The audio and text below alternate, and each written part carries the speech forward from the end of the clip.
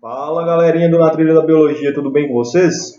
Hoje vamos iniciar uma nova correção de um novo plano de ensino doutorado do estado de Minas Gerais, o PET 4, semana 1, para o nono ano do ensino fundamental. E como matéria desse PET inicial, nós teremos o estudo das células, a citologia. Vamos lá? Eu sou o professor Ronald e vem comigo na Trilha da Biologia. A primeira questão pergunta: defina o que são células. Células são a unidade básica onde a vida acontece. É o mínimo necessário, de organização para que a vida possa acontecer. Então, a gente chama as células de estrutura fundamental da vida. Tá? Então, você pode colocar uma definição aí que você achar mais interessante, tá bom? Então, eu coloquei aqui, células são as menores estruturas biológicas, ou seja, relacionadas às vidas, capazes de sustentar a vida. Todo ser é composto por pelo menos uma célula, é isso que diz a teoria celular. E a célula, ela tem um envoltório, chamado de membrana plasmática, um interior onde ficam imersas em água, sais e minerais, tá? Que é o citosol ou citoplasma, e algumas células vão apresentar uma estrutura interna protegendo o material genético, o DNA que coordena as atividades celulares. A essas células, as eucariotas, a gente tem um núcleo definido ou protegido por carioteca. O contrário de célula eucariota, ou seja, uma célula mais primitiva, que não tem núcleo, apresenta material genético, mas não tem núcleo, seria a célula procariota bacteriana, que provavelmente surgiu primeiro na linha evolutiva das células. Tá? Ela é mais simples, tem menos organelas e daqui a pouco falaremos sobre elas. Tá? E o mais importante, as células procariotas, as mais primitivas, não apresentam o núcleo protegido por esse segundo envoltório, por essa segunda membrana, chamada de membrana nuclear ou carioteca. Então, qual é a função do citoplasma? A função do citoplasma é abrigar, tá? As organelas celulares. Ele está lá, ele é preenchido principalmente por um fluido, um líquido, chamado de citosol, que é composto por principalmente água e proteínas, mas também tem açúcares, sais minerais nele, e é nele que as organelas ficam espalhadas, sendo também o local onde o metabolismo, as reações que mantêm a célula viva, acontecem. Ou seja, o local onde a maior parte das reações químicas que sustentam a vida ocorrem. Uma ótima resposta de sugestão aí para vocês que eu fiz aqui. Na terceira questão, vem justamente comparar tipos de células. A gente tem 3 tipos de células aqui. A gente tem algumas estruturas, componentes celulares, tá? Desse lado aqui, e tem o positivo para quem tem aquele componente e o negativo para quem não tem determinado componente. E aí, a partir daí, a gente vai ter que identificar qual que é a célula bacteriana, justificando a nossa resposta. O ponto forte aqui é que as células bacterianas são mais simples, tá? E não apresentam núcleo celular. Apesar de apresentarem material genético, ele não está delimitado pela carioteca, o que a gente chama de núcleo. Então, a gente vai já de cara observar o núcleo celular aqui e perceber que essa célula A não está portando o núcleo, ou seja, o seu DNA está espalhado na célula, indicando que ela é uma célula bacteriana.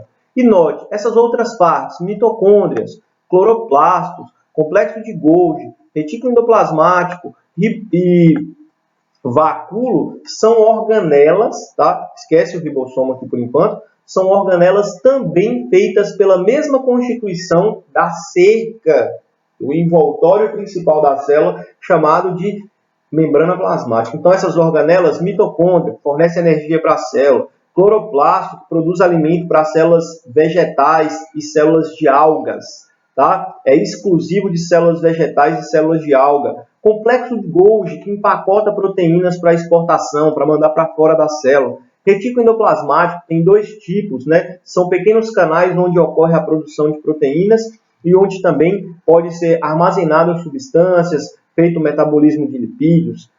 E o vacúolo é outra organela típica, membranosa, típica de célula vegetal, que armazena substâncias. É um grande saco, parecendo que está vazio, porque na hora que você olha no microscópio parece que não tem nada lá dentro, mas ele está cheio de líquidos e substâncias que a célula quer guardar dentro dessa bolsa, o vacúolo central.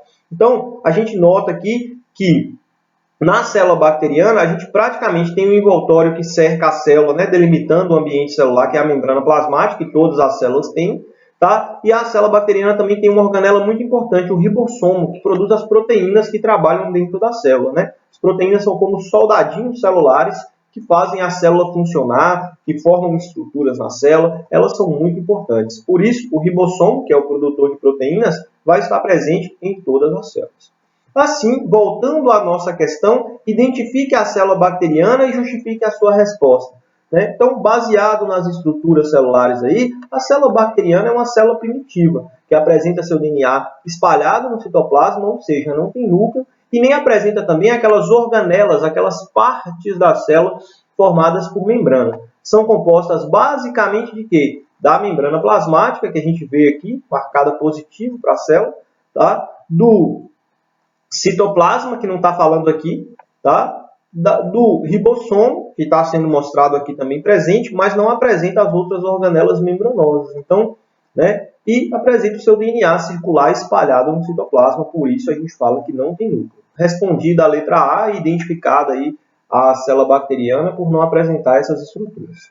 Aí, essas outras duas células aqui são células diferentes. Uma delas é uma célula animal e a outra é uma célula vegetal. Veja, quem será a célula animal entre B e C e quem será a célula vegetal?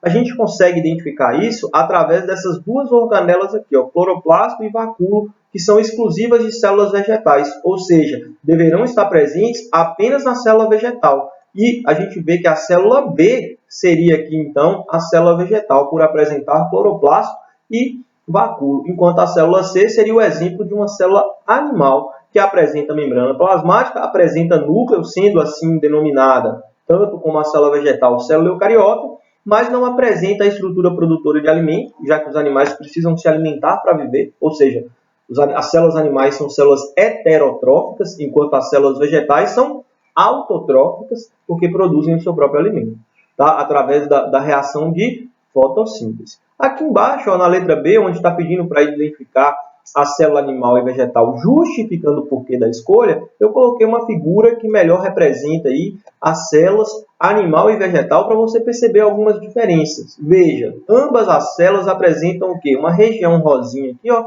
chamada de núcleo, onde o DNA está disperso, tá? E onde a gente tem a produção de RNA ribossômico aqui chamado de nucleo, enquanto a célula bacteriana não tem.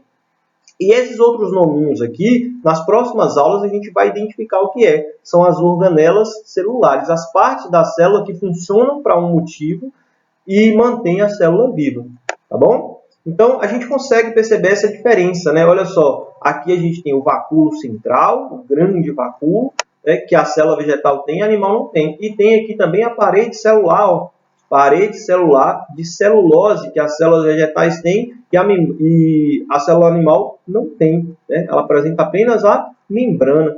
Outra coisa que está citada no texto lá é a presença do cloroplasto, uma organela verde que absorve luz e produz alimento para as células vegetais, tornando-as autótrofas. Então, como resposta possível, a gente tem as células animais e vegetais são mais complexas que as células bacterianas, apresentando um núcleo definido, né, por carioteca. E as organelas membranosas, né, todas essas mitocôndrias, retículos, complexo de Golgi.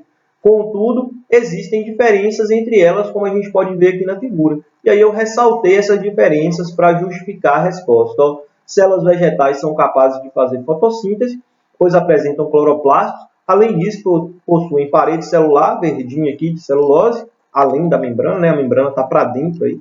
E o vacúolo central, tá? E as células animais não têm essas estruturas, tá? As células animais são heterotróficas, não apresentam organelas anteriormente citadas aqui para a célula vegetal. A gente está caminhando para o final com duas questões fechadas, a questão 4 e 5, bem simples de responder, e eu vou ajudar vocês aqui.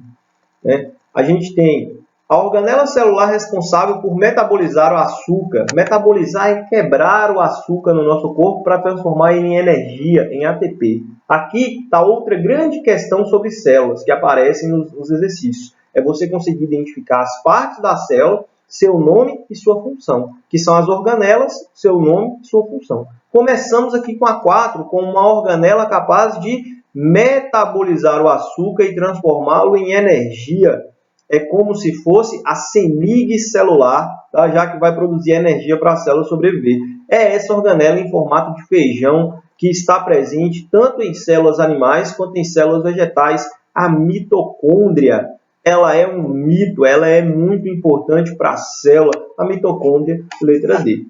E na questão 5 está falando, a membrana plasmática, que é o envoltório externo aí de todas as células, além de manter os componentes internos em uma célula, auxilia na entrada e saída de algumas substâncias. Ela, então, seleciona o que entra e o que sai. É como se fosse uma grande muralha que só vai permitir entrar aquilo que a cidade da célula, vamos pensar assim, permite. Tá? Então, por permitir essa passagem seletiva, nós dizemos que a membrana plasmática é o quê? Totalmente impermeável? Não, ela deixa passar algumas coisas. Por isso, vamos falar que ela é semipermeável ou seletiva. Tem permeabilidade seletiva. Resposta, letra B. Não posso falar que ela é totalmente permeável porque ela barra algumas coisas que a célula não quer. E se ela fosse impenetrável, a célula morreria sem conseguir as coisas que ela precisa de fora. Nutrientes, sais minerais, água, tá? A célula tem que estar sempre fazendo essas